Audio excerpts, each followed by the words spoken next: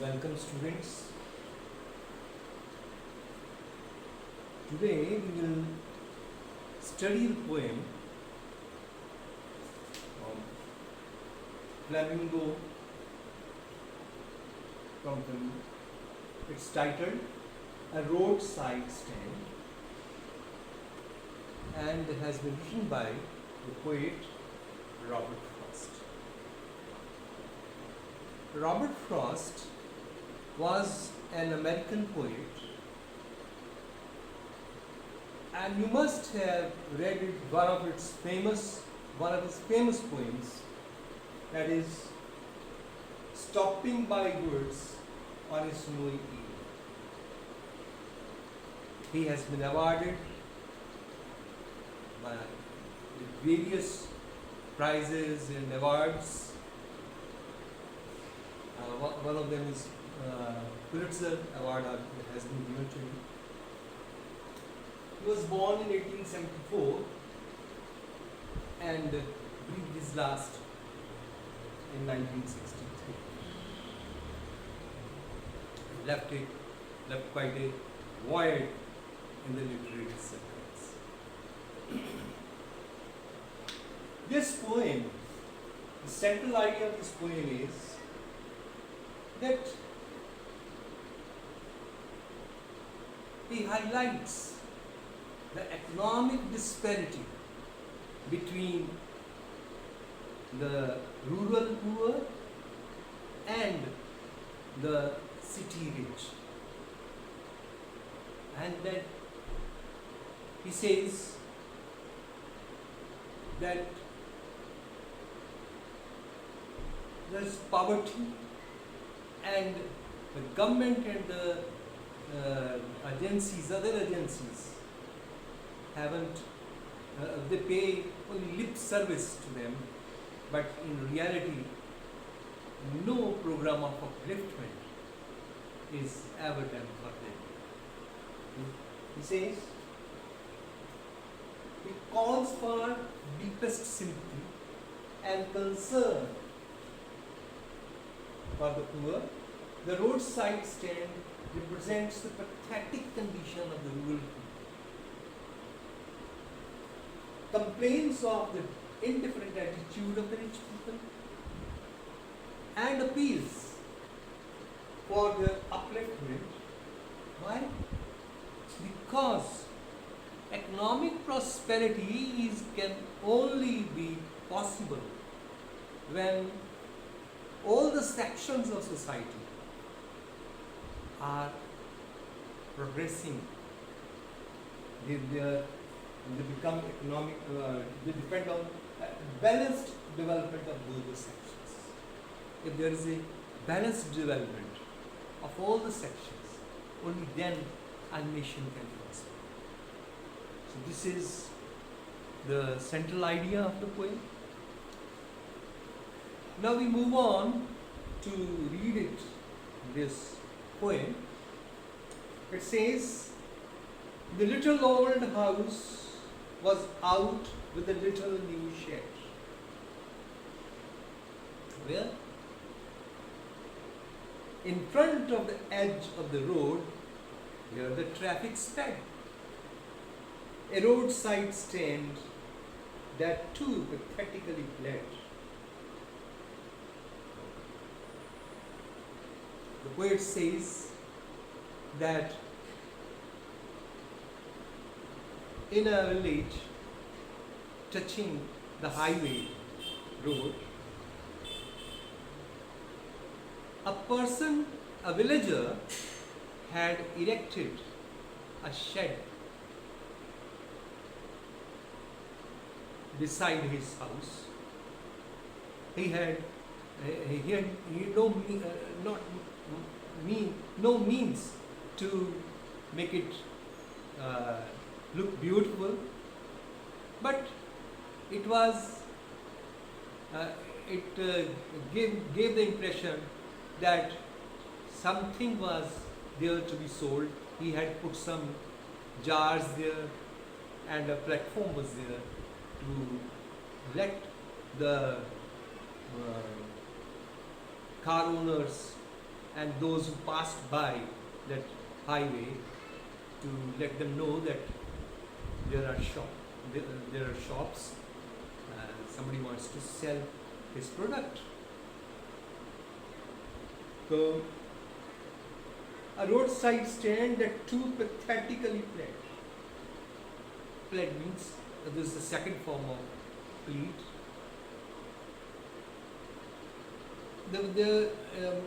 They were pleading that the cars should stop there and buy from them the eatables or whatever they have, whatever the products they have to sell. It would not be fair to say for a dole of bread. Yes. They didn't want that they should be helped, that charity should be there, but it's dole of bread. They didn't want it. They wanted cash money. But for some of the money, the cash whose flow sports the flower of cities from sinking and withering things. Because it was only the cash that flowed in the city that kept them progressing economically better. That's why the shed owner wanted that they too should be provided with cash so that they can uplift their lives. The polished traffic passed with a mind ahead. Or, if ever aside a moment, then out of sorts at having the landscape marred with the artless paint of signs that with N turned wrong and S turned wrong, offered for sale wild berries in wooden pots.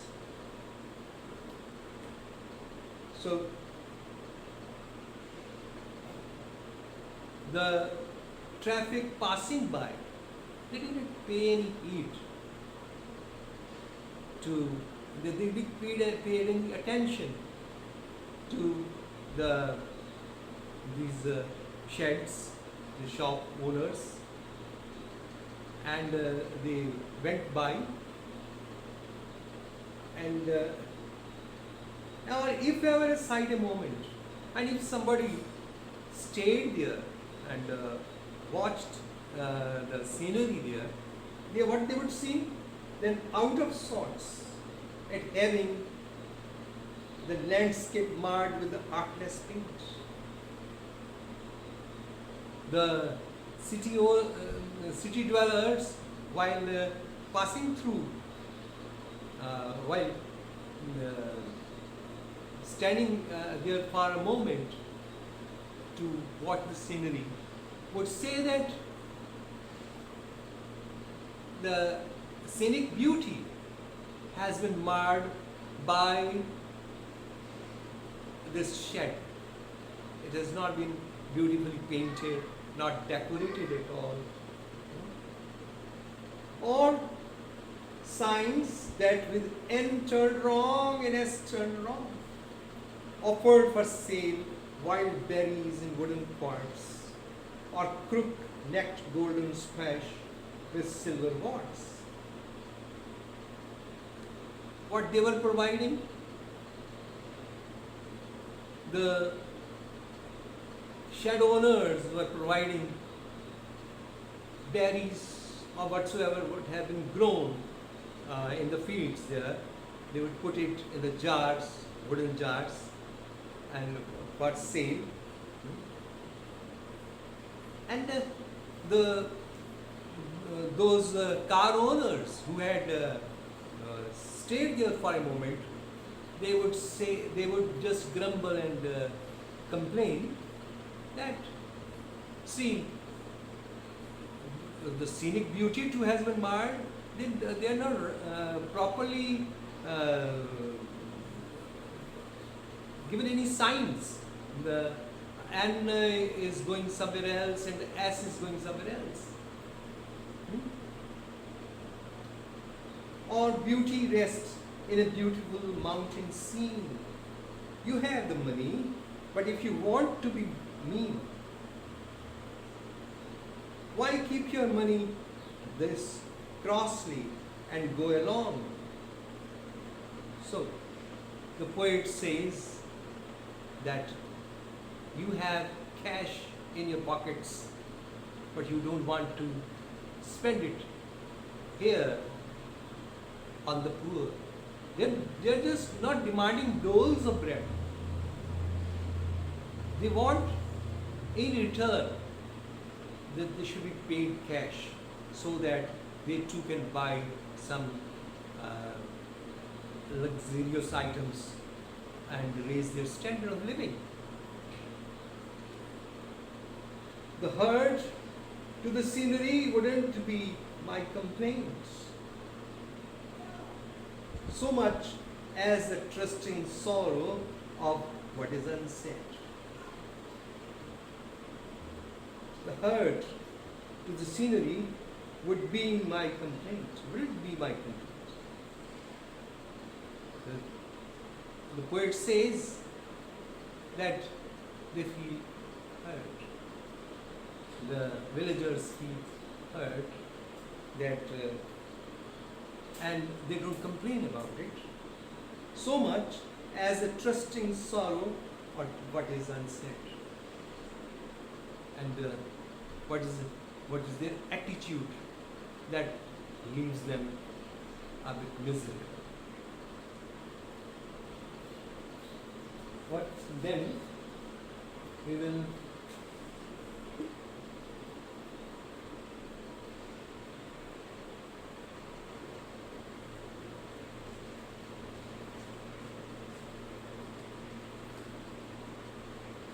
read the next portion of the poem.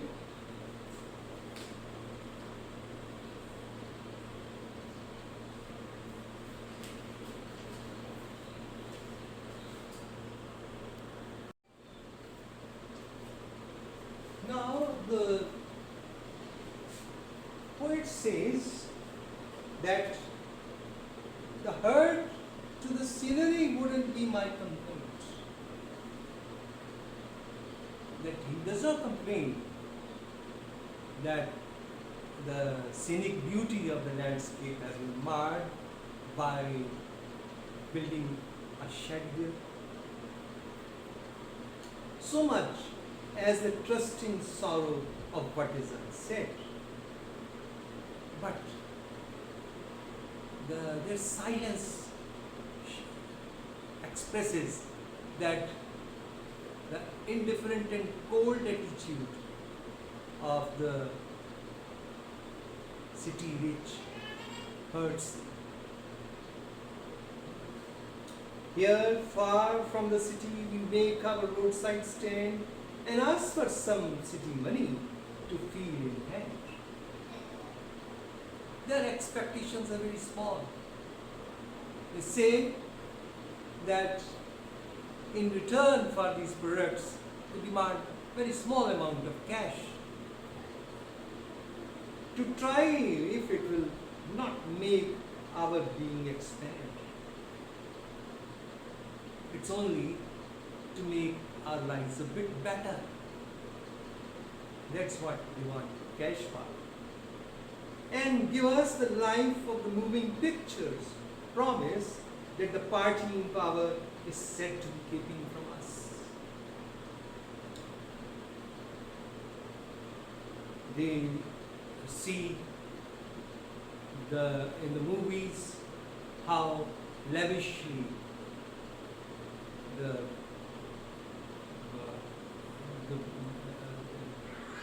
movies show how lavishly the people are living, and they too want that their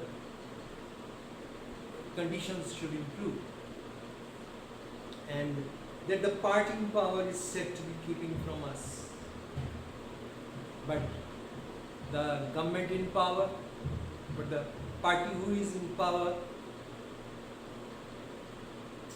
only comes to them when they want votes from them, but then we forget about their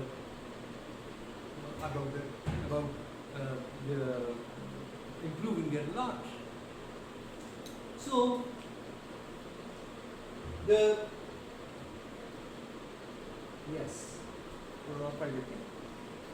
it's in the news that all these pitiful king are to be brought out and mercifully gathered in to live in villages next to the theatre and the store.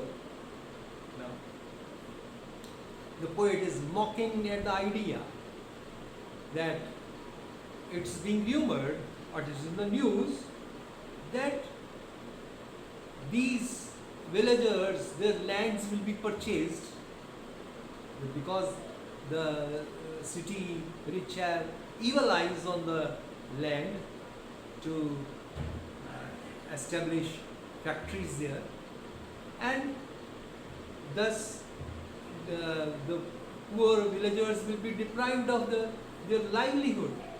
So what they will do, they will provide them work as a laborer in the factories nearby those factories they will be living, where there will be store and everything will be taken care of. They are saying it. Where they won't have to think for themselves anymore. And thus they will be, because the laborers will be provided with the wages, and so they won't have to think about their future. Now the questions arise, what remains unsaid? The poet here says that he is not complaining that the scenic beauty has been marred, but the silence of the city dwellers, it hurts them because the silence of the rural poor, it shows that they feel hurt by the cold and indifferent attitude of the city dwellers. What does city money imply? Now, city money grows out of the factories and industries that have been established in the cities, and they want to be the rural poor, they want that some money should be spent on them, on their upliftment. The city money is the money which grows out of the factories and industries. Explain, make our being expand. Now, the poor plead that if cash is given to them, then they will be able to better their lives. What's the role of the government? We have finally found out that they have given false promises that their living standards will be improved at the time of the elections, but when they come into power, they forget all about them. So the role of the government is indifferent and callous towards these villagers. What's in the news? The poet mockingly says that it is being rumored that the lands will be bought by the city owners, city rich, and they will establish factories and industries there and give employment to these villagers. What promise is given to the villagers? They are given employment and are being told that there will be a theater to watch movies, and there will be store nearby to watch, to purchase uh, daily items, daily items required by them. This is the promise. Now, again,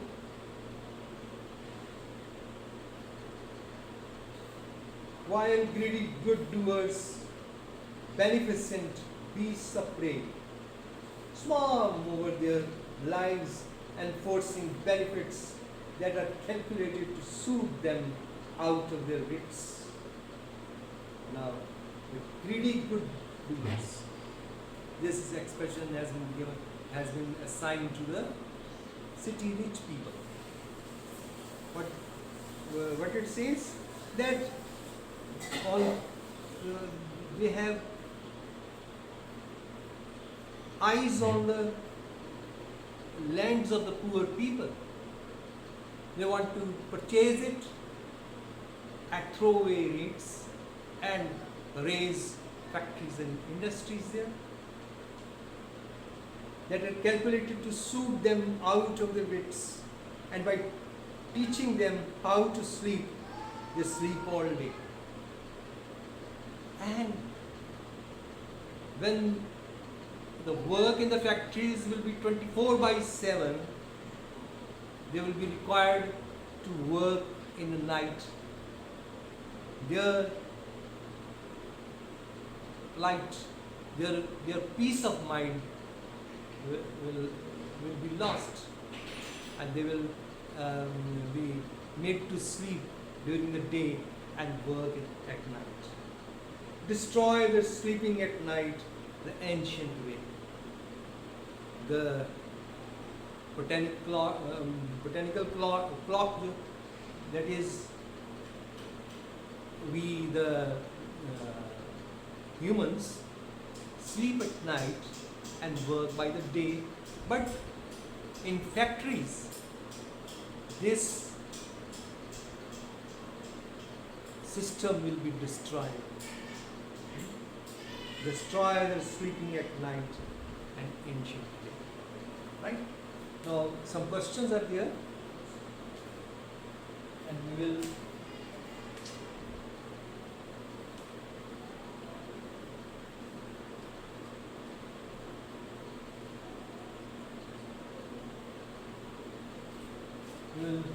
with them.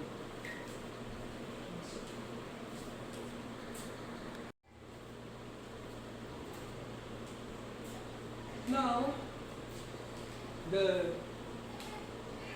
says that sometimes I feel myself, I can hardly bear the thought of so much childish longing in me, the sadness that lurks near the open window there, that waits all day in almost open prayer for the squeal of bricks, the sound of a stopping car, of all the thousand selfish cars that pass. The poet says that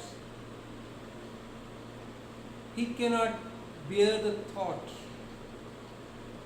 bear to see the villagers, that they have childish longing that the city rich will stop there and buy their products and give them cash, and they will become very rich like city people. Childish dreams are such that they may be fulfilled or may not be fulfilled. So here the poet sympathizes with the villagers that their dreams won't be fulfilled. The sadness that lurks near open windows there, the small opening from where the products will be sold, the small opening that faces the highways, it gives a very sad look. And since no customer is visiting their shop, that waits all day in almost open prayer. They have been praying for long for somebody to stop and purchase their product. For the squeal of brakes, their ears are always alert to hear that some car has come to a stop initially, only to find the sound of a stopping car. Of all the 1,000 selfish cars that pass, just one to inquire what a farmer's price are. So, if at all any car stops there, the poet says that they are asking the farmer about the price of the land. Just one to inquire what a farmer's prices are, and one did stop, but only to plough up grass. And if by chance a car stopped there, it plowed away the grass that had been grown beside the shop. In using the yard to back and turn around, they have used this space, open space, to take opposite direction, just to move their vehicle back and take another direction, and another to ask the way to where it was bound. And somebody may stop there and ask for where this road leads to. Another to ask, could they sell it a gallon of gas? Now see, it's not a pumping station, but they are asking for a gallon of gas from them. They couldn't just cross me, they had none. Didn't it see? They don't have it. They're poor farmers. They want to sell their own products. They cannot buy gallons of gas and then sold it at some price. They don't have the resources. So the farmers feel crossed. And here, based on what we have read, what does childish longing imply? Childish dreams are such that they may or may not get fulfilled. Here, the childish longing is that some city rich people will stop their cars and ask for ask to purchase their products. Why is sadness lurking in the open window? The sadness is there because none of the cars stops there and nobody is there to buy their products. Then, why are the car owners referred to as selfish? Because the city car owners have lots of money in their pocket, but they are not ready to share it with the rural poor. That's why they are called selfish. For what reason do the cars stop? The cars either stop for asking directions, or they plow the grass in order to reverse their vehicles and take a turn to another direction, or somebody may come and ask for where this road leads to, and it's a height of mockery. We can say that how the city dwellers are so naive in asking such questions, that whether they could provide them a gallon of gas. Obviously, they are so poor that they cannot purchase it for resale of such a costly item. What's the reaction of the roadside stand owner when he's asked about the gallon of gas? They feel crossed. Right? So, now last stanza here, it's very important, and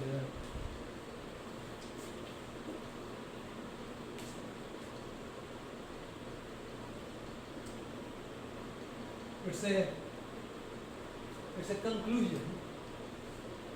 Now, the poet has given us the full picture of the rural poor, and vis-a-vis the behavior, the indifferent and cold behavior of the rich, the city rich. And in this para, has the poet given some solution? This we are going to now explore.